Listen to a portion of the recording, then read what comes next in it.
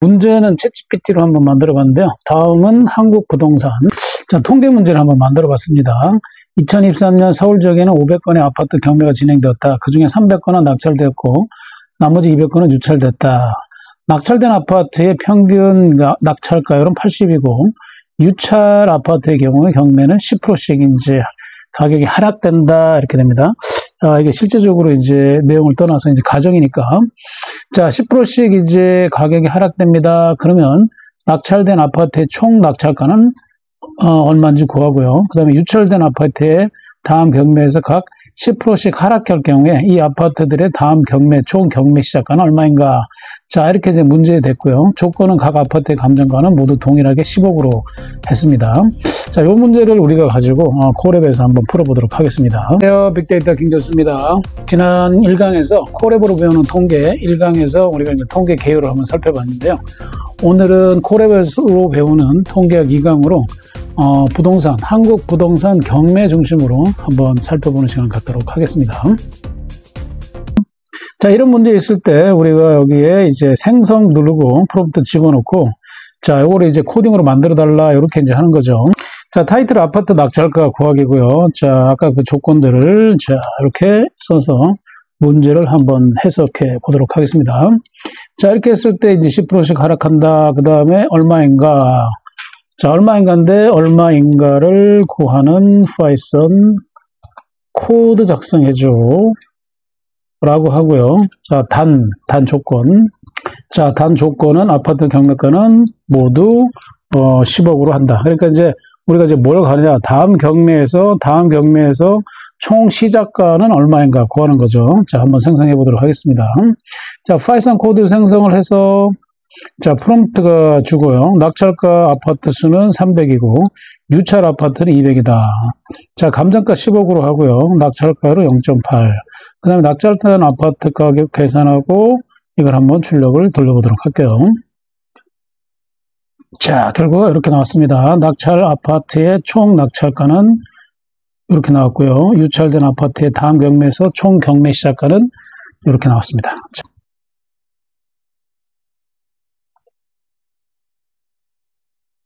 서울의 각 500건의 아파트 경매가 진행됐고요. 저 500건 경매 중에 이제 300건 낙찰됐고 나머지 200건은 유찰됐다. 낙찰된 아파트의 낙찰가는 80, 유찰된 다음 경매는 10%씩 가격 하락. 자, 그랬을 때 이제 이걸 파이썬 코드로 작성하고 각 파일 감정가는 이제 10억으로 했다. 자, 이렇게 조건으로 해서 이제 한번 실행을 하게 되면은 자, 각 아파트의 낙찰가는 이제 한번 10%씩 이제 감소가 되기 때문에 결국에는 이제 각 아파트 낙찰가는 이제 이렇게 8억으로 되는 걸 알 수가 있죠. 자, 이렇게 됐을 때 만약에 이제 유찰이 4번 유찰이 되면 경매가는 얼마가 되느냐 이게 이제 물어봤고 코딩이 이제 이어서 만들어졌고요. 계산을 하게 되면 6억 5,600이 이제 4번 유찰했을 때 경매가로 나오는 걸 알 수 있습니다. 로프하게 이제 그 경매에 따르는 그 낙찰가 변동을 살펴봤는데요. 여러분들 이제 부동산 경매 시장을 현황을 보면은 경매 건수가 이제 증가하는 걸로 나타났는데 금리 인상이나 경기 불황 이런 것들로 인해서 지금 이제 이 경매가 많이 증가하고 있다 이렇게 되고요. 낙찰률 변동은 이제 심해서 경매 시장 상황과 지역별 경제에 따라 다르다. 경쟁이 심화돼 가지고 낙찰가율을 또 상승하는 추세에 있다. 이렇게 이제 파악이 됩니다. 자, 우리가 부동산 경매 데이터를 통해서 데이터 분석을 만약에 한다라고 하게 되면은 우선 데이터 소스를 한국 법원 경매 정보, 부동산 정보 사이트에서 이제 또 공공 데이터 포털에서 원 데이터를 가져오게 됩니다. 자, 원 데이터를 가져와서 이 데이터를 정제를 하게 되겠죠. 결측지 제거하고 중복 데이터를 제거하고 그 다음에 데이터를 변환해서 분석 모델에 맞는 데이터를 변환한 다음에 이때 이제 문자열 데이터나 숫자열 데이터로 문자열 데이터를 숫자열 데이터로 바꾸고 범주형 데이터를 이제 우리가 통계 분석할 수 있는 형태로 바꾸는 작업을 진행하게 됩니다. 만약에 우리가 이제 경매 가격을 예측한다라고 했을 때는 우리가 이제 회귀 분석, 이제 알고리즘을 써서 이제 어떤 알고리즘을 써서 만약에 경매 가격을 예측한다라고 했을 때는 이제 이런 로직으로 들어갈 수도 있죠. 부동산 경매 가격을 예측할 수 있는 알고리즘들이 이제 굉장히 다양하게 있는데 그 중에 이제 선형 회귀 분석이라고 하는 거는 기본적인 예측 모델로서 우리가 이제 기본적인 차트를 볼 때 이렇게 보통 이제 이런 걸 많이 그리죠. 차트를 볼 때 선형액이라고 하는 거는 이쪽에 이렇게 독립변수가 이렇게 늘어날 때 Y축이 늘어나는 모습을 선형이라고 하는 건 1차원적인 이제 그래프가 될 때 Y는 AX 플러스 B 이런 걸 이용해서 인풋 요소가 이제 하나가 될 수도 있고 여러 가지가 됨에 따라서 이 요소에 따라서 예측값, 경매 가격이 얼마나 되느냐 이렇게 이제 예측을 하게 되겠죠. 그때 이제 사용되는 이 A, B라고 하는 기울기들이 이제 여러 가지가 모여서 여기는 인풋이 예를 들어 지역이나 뭐 여러 가지 요소들을 해서 낙찰가를 얼마로 예측하냐 이런 형태로 보는 게 이제 선형액 분석이죠. 자, 두 번째는 이제 의사결정 트리 모델인데요. 데이터를 분해해서 결정 규칙을 만들어내는 규칙 이렇게 이제 돼 있는데 보통 이제 의사결정 트리라고 하는 건 나무 구조로 돼 있죠. 여기가 이제 뿌리 루트가 있으면은 이쪽에서 다음을 정할 때 어떻게 흘러갈 거냐 이렇게 해서 예를 들어서 여기 조건이 뭐 1보다 크다. 1보다 10억이다. 10억보다 크면은 이쪽으로 가라. 작으면 이쪽으로 가라. 이런 식으로 해서 계속 내려가면서 어떤 결과치, 목적하는 결과치에 도달하는, 자, 이런 것들이 이제 의사결정 트리죠. 그래서 뭐 10억보다 크면 여기, 그 다음 조건은 여기, 뭐 이런 식으로 내려가서 최종 어떤 거를 결정해서 가격을 정하는, 이런 것들이 이제 의사결정 트리고요.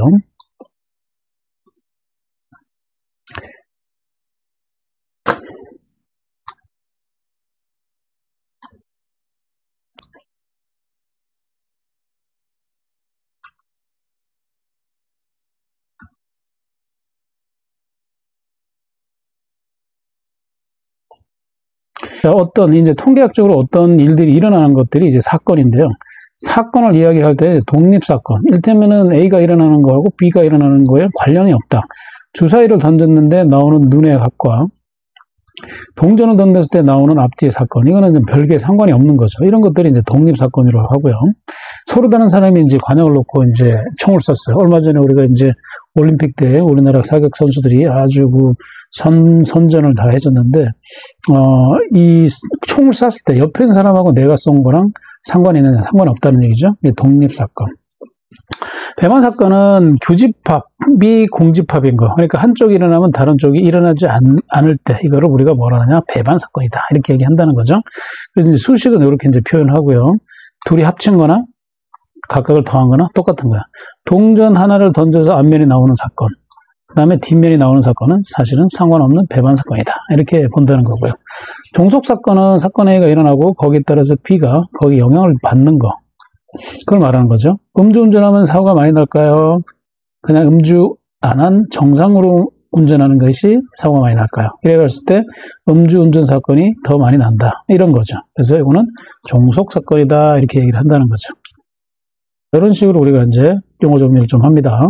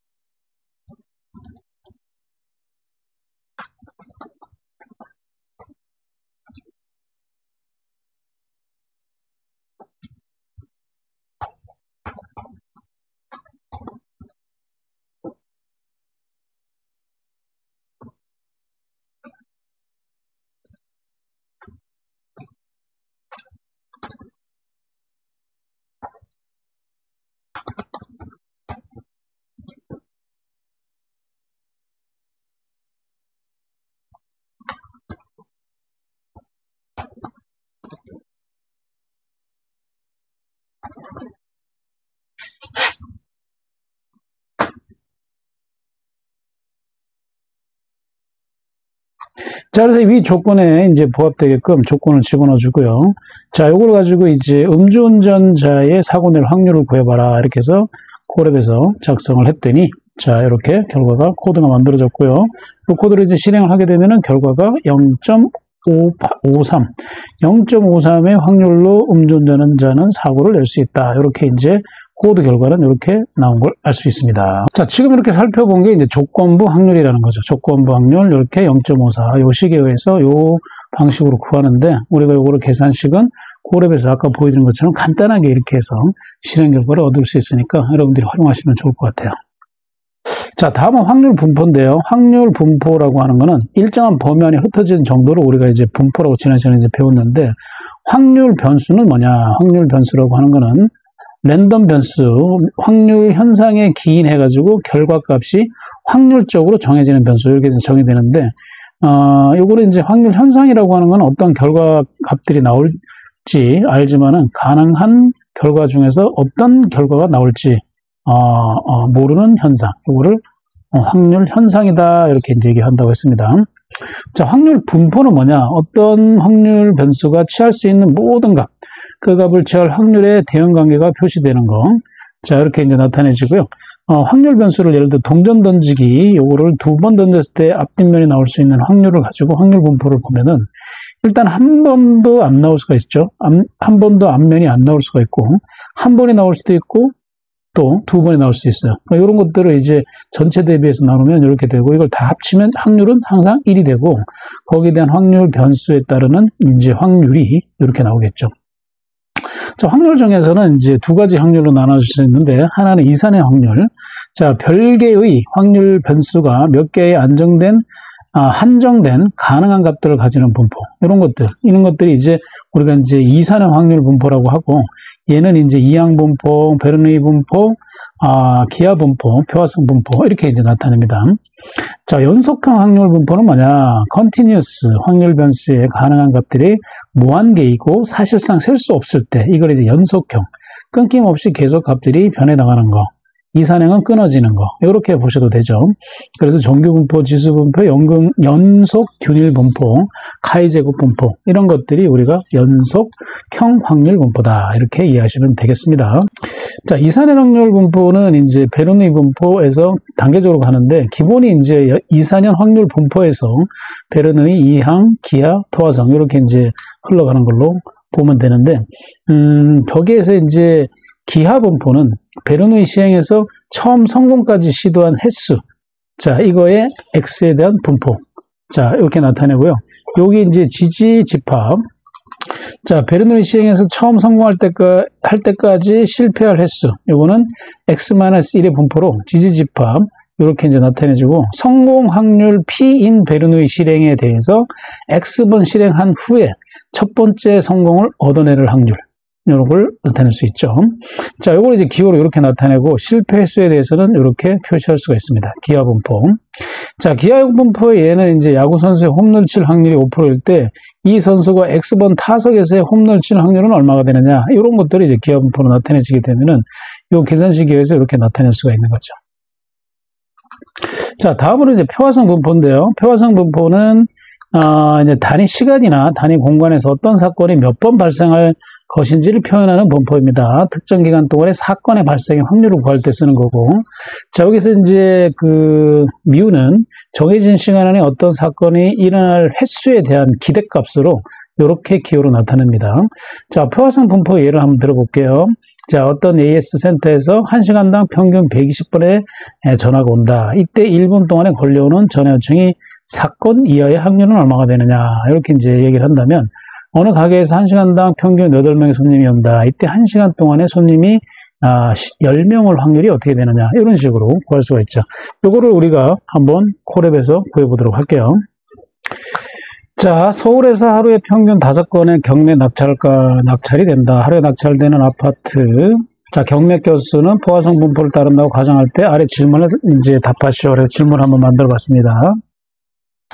자, 하루에 이제 평균 3건의 아파트 경매가 낙찰될 확률은 얼마인가? 자, 요거를 한번 풀어보도록 할게요. 자, 하루에 2건 이하의 경매가 낙찰될 확률은 또 얼마인가? 하루에 6건 이상의 경매가 낙찰될 확률은 얼마인가? 자, 이렇게 이제 되는데, 첫 번째 문제를 우리가 콜앱에서 바로 한번 돌려보도록 할게요.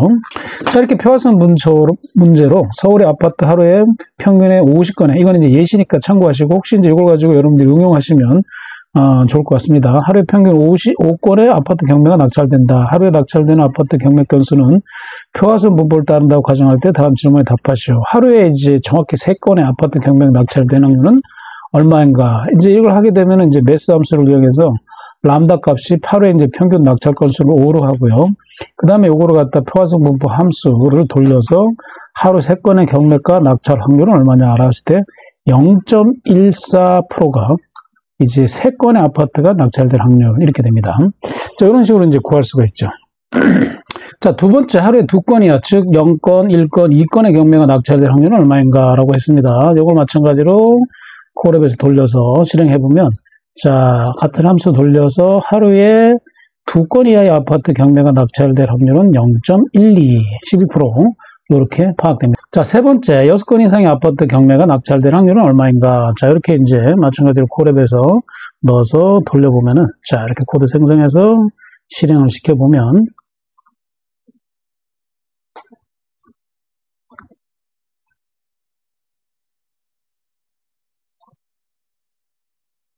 자,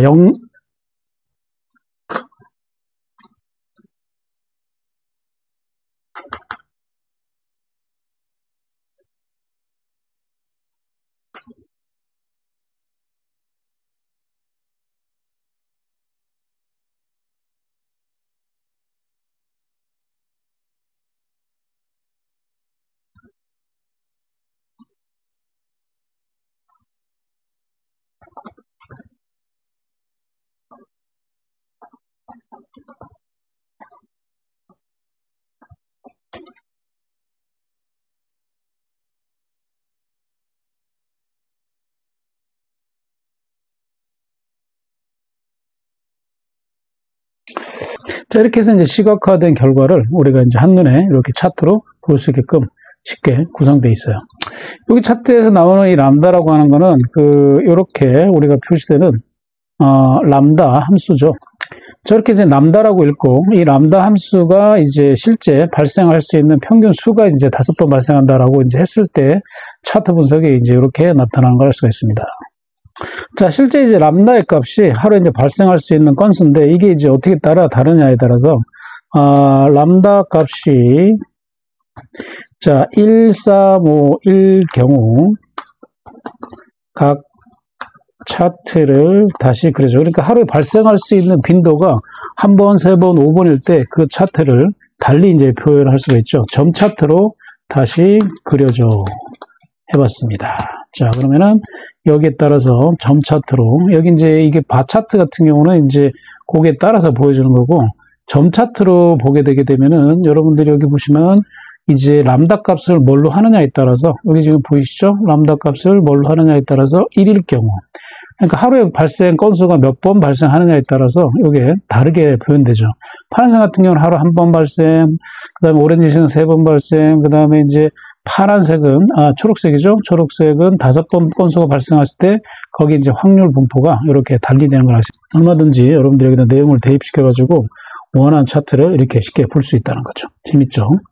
자, 이게 교재에서 보는 것처럼 이렇게 우리가 이산형 확률 분포에 대해서 이제 부동산, 그러니까 경매에 따르는 것도 포화성 분포에 따라서 이 결과를 우리가 알 수 있다. 이렇게 보실 수가 있겠죠. 자, 그 다음 용어는 이제 기대값인데요. 확률 변수 X에 가능한 모든 값들의 가중평균. 그래서 이상 가중평균은 더해서 이렇게 이제 나타내주고, 이게 이제 시그마를 취해서 이제 합을 한다는 거고요.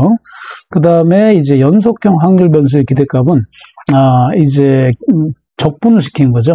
자, 여기 예시 보면 주사의 한 개를 반복해서 던졌을 때 나타나는 기대값, 더해서 이렇게 합산해서 구한 값은, 이런 건 이제 이산의 확률이고요. 연속형일 경우는 이걸 이제 적분을 하게 되면 나오는 값, 그게 이제 적분, 이 연속 확률 변수에 대한 내용이 되겠습니다. 두 번째는 이제 연속형 확률 분포에 대한 내용인데요. 연속 확률 보면은 정규 분포, 군등 분포, 지수 분포, T 분포, 카이 제곱 분포, F 분포, 이런 것들이 이제 연속 확률. 그래서 가우스 분포라고 하고, 이거는 이제 그 수집된 자료에 분포를 근사하는 데 사용한다. 자, 평균과 표준 편차에 대해 모양이 결정되면 요렇게 우리가 이제 등식으로 나타내지고요. 평균이 0, 표준 편차 분산이 1인 정규 분포를 우리가 이제 이렇게 나타내주고요. 정규 분포라고 읽고 Z 분포라고 이렇게 읽습니다. 키, 몸무게, 시험 점수 등 거의 대부분의 측정값이 정규 분포를 따르고 Z 분포의 평균 분포는 표준 편차 1배의 범위를 확률 68%, 2배의 범위는 65%, 3배 범위 안에 99.7%가 이 Z 분포의 평균 주위에 이 편차 안에 이렇게 이제 있다는 거죠. 확률 밀도 함수라고 하는 건 특정 구간에 속한 확률을 계산하기 위한 함수고, 확률 밀도 함수 fx와 구간 AB에 대해서 확률 x가 구간에 포함되어 있는 요 구간일 때 이렇게 나타내주고요. 확률 함수는 다음과 같은 두 개 조건, 모든 실수값에 대해서 0보다 커야 되고, 그 다음에 적분한 값이 다 누적하면 1이 돼야 된다. 요게 이제 기본 규칙이 되겠습니다. 조건이요. 아까 말씀드린 중요한 공식 중에 하나가 정규 분포일 때 시그마 규칙, 68% 이상의 값들은 평균에서 양쪽으로 약 표준 편차, 1표준 편차에 존재한다. 1표준 편차에 대한 범위 68.27%의 값이 1표준 편차. 그 다음에 이제 2표준 편차는 95%의 평균은 양쪽에서 2표준 편차 범위에 존재한다.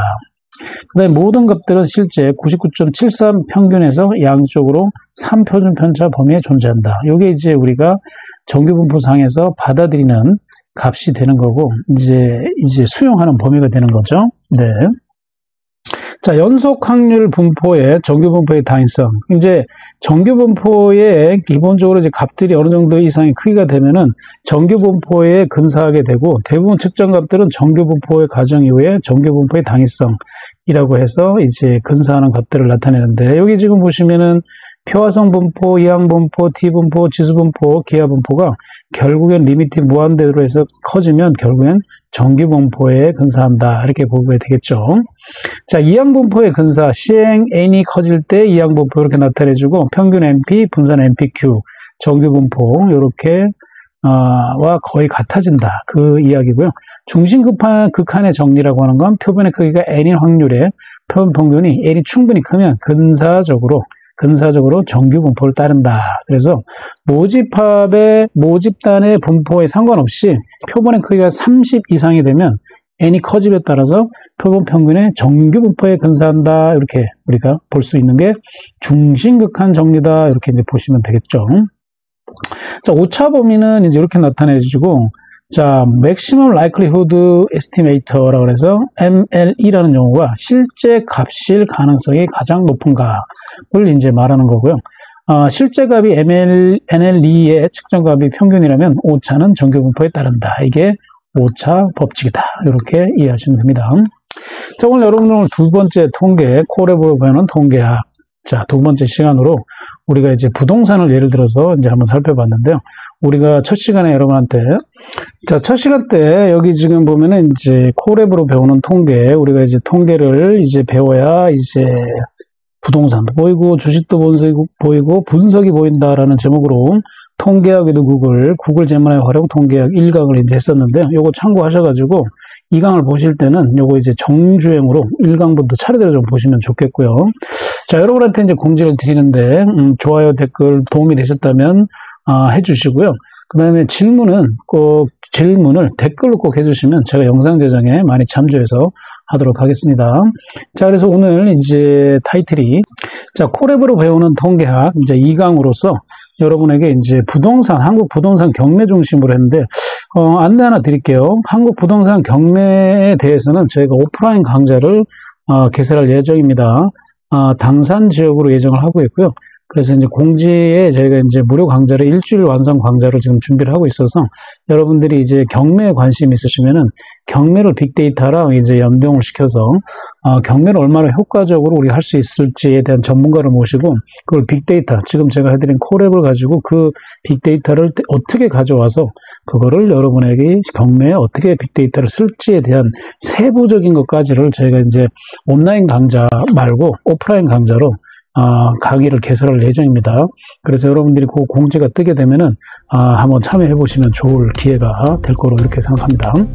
자, 그래서 우리가 지금 하고 있는 이 부동산뿐만 아니라 여러 개 주식도 마찬가지고요. 빅데이터를 이용한 콜앱을 사용하게 되면 이렇게 분석적인 능력을 함양해서 이 통계학 베이스로 이게 분석을 통해서 여러분들이 많은 인사이트를 얻을 수 있을 것으로 제가 이렇게 자신 있게 말씀을 드립니다.